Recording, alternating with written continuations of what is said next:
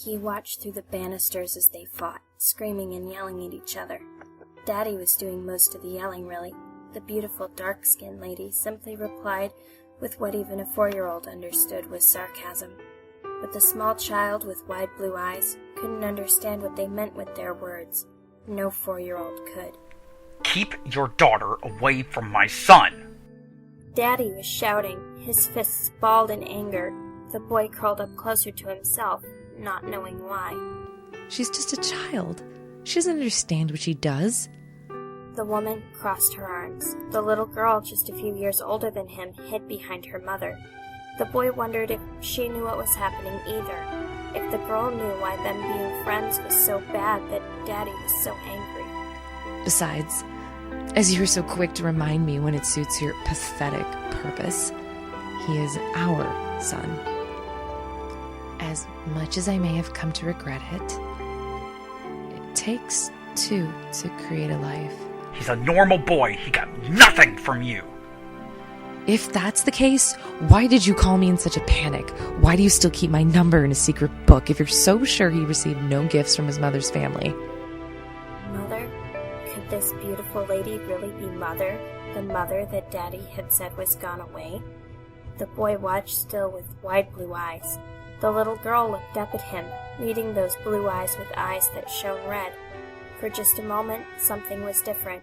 There was an almost electric shock as it happened, and then it was gone. Daddy was still yelling, but the beautiful lady looked down at the little girl, then up to where he sat. Her son, so small.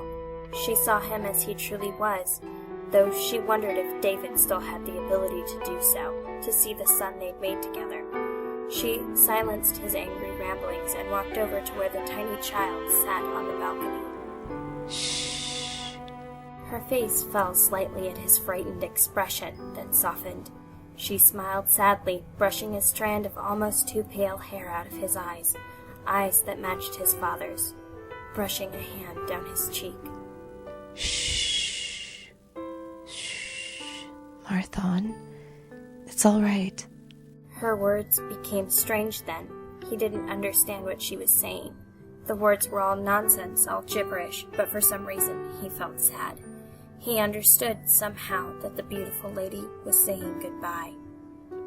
Daddy seemed to get angrier, but as the lady ruffled his hair and planted a kiss on his brow, he felt something strange go through him. And then everything was duller, different.